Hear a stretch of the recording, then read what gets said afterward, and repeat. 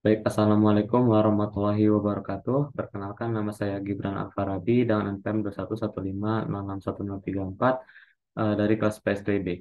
Pada video kali ini saya akan menjelaskan tentang query dasar pada SQL atau Structured Query Language. Di sini saya menggunakan command prompt. Jadi pertama-tama langsung saja kita masuk ke directory sistemnya. Kemudian di sini masuk ke konfigurasi database-nya. Kemudian untuk password sudah di default kosong, jadi tinggal diantar saja. Kemudian ketika apabila sudah masuk ke konfigurasi database-nya, saya akan menampilkan list database-nya menggunakan query show. Kemudian di sini terdapat database perpustakaan karena saya akan menggunakan database perpustakaan dari awal. Jadi saya di sini akan menghapus database perpustakaan menggunakan query drop database perpustakaan. Kemudian kita tampilkan lagi apakah sudah menghilang, maka perpustakaan sudah tidak ada. Kemudian selanjutnya untuk membuat sebuah database, kita menggunakan query create database dan nama database-nya yaitu perpustakaan. Kemudian kita lihat maka sudah muncul di sini database perpustakaan. Di dalam database perpustakaan ini, kalau apabila kita menggunakan query show table, maka maaf, di sini kita akan masuk ke database perpustakaan terlebih dahulu. Nah, terus kita akan menampilkan tabelnya di sini masih kosong. Nah, untuk membuat tabel pada SQL kita menggunakan eh, query yaitu create table. Di sini saya akan membuat tiga tabel, ada tabel anggota, tabel buku, dan tabel peminjaman. Dan langsung saja di sini untuk create table menggunakan query create table dan nama tabelnya anggota dengan atribut ID anggota tipenya integer sebagai primary key dan ini auto increment. Kemudian ada atribut nama dengan tipe data variabel karakter dengan ukuran 255 karakter.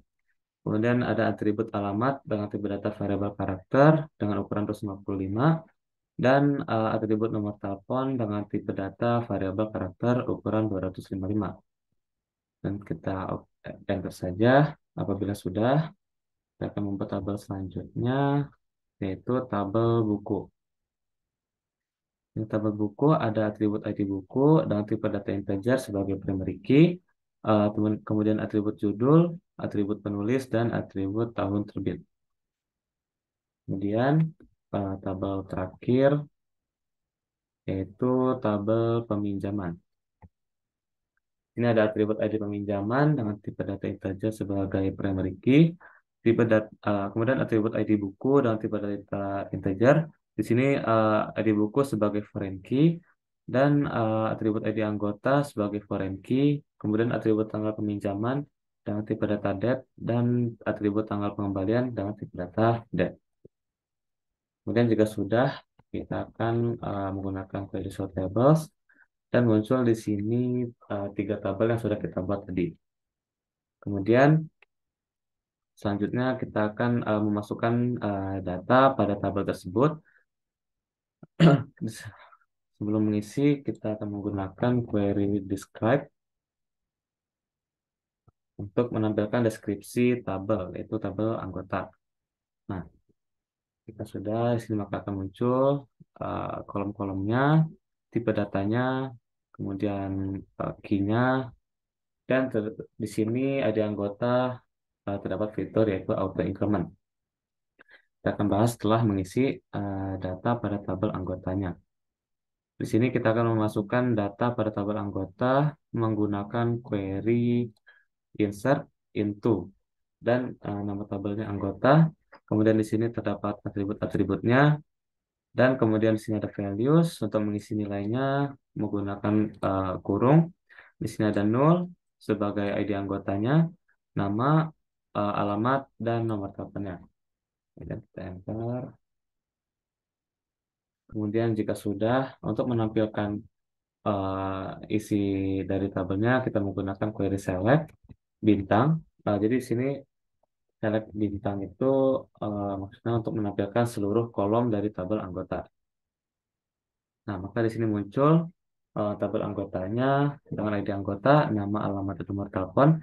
Di sini ID anggotanya sebelumnya kita isi 0 sudah terisi sendiri dari angka 1 sampai angka 5. Di sini karena terdapat penambahan auto increment pada atribut ID anggota. Jadi auto increment itu untuk menghasilkan nilai unik atau primary key secara otomatis. Jadi tidak perlu susah payah mengisi secara manual.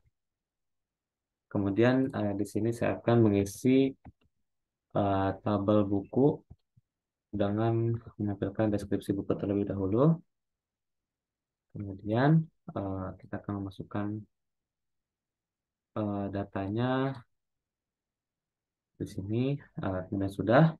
Kemudian saya akan menampilkan isi dari data tersebut. Nah, di sini sudah terisi. Di sini saya tidak menggunakan auto increment pada tabel buku. Di sini saya isi sendiri untuk ID-nya 1 sampai 5. Nah, selanjutnya untuk tabel peminjaman. Kemudian di sini saya akan memasukkan data-datanya seperti di sini. Ada ID peminjaman, ID anggota, ID buku, tanggal peminjaman, dan tanggal pengembalian. Dan jika sudah, kita coba tampilkan. Dari sini muncul ID peminjaman 1, ID buku ketiga, ID anggota kedua, dan tanggal peminjaman serta tanggal pengembaliannya. Kemudian jika sudah, di sini saya akan menggunakan query selanjutnya yaitu query update.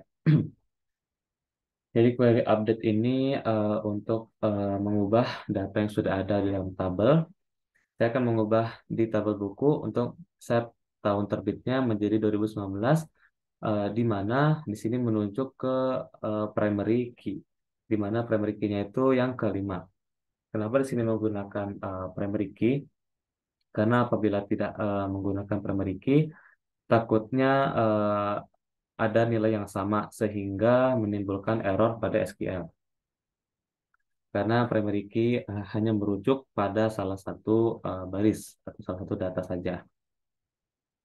Kemudian jika sudah, saya akan menampilkannya lagi buku. Nah, di sini sudah terlihat tahun terbit pada ID buku kelima sudah terubah menjadi 2019, yang sebelumnya di sini 2018. Kemudian selanjutnya saya akan membahas mengenai query alter table. Jadi alter table ini untuk mengubah struktur pada tabel. Di sini terdapat perubahan struktur di mana saya mengubah tabel anggota dengan atribut penambahan atribut jurusan dengan tipe data variabel karakter dengan ukuran 255. Apabila saya munculkan deskripsi anggotanya, maka di sini akan muncul penambahan kolom baru yaitu jurusan. Ini saya akan mencoba untuk menambah isi dari kolom jurusan tersebut. Di sini saya menggunakan query update dengan jurusannya teknik elektro, di mana ID anggotanya yang pertama. Nah, saya akan menampilkan lagi. Nah, maka di sini sudah terdapat perubahan, terdapat penambahan kolom, dan terdapat jurusan teknik elektro di ID anggota pertama. Baiklah, mungkin cukup sekian penjelasan query dasar SQL dari saya. Apabila terdapat kekurangan, saya mohon maaf. Saya akhiri. Wassalamualaikum warahmatullahi wabarakatuh.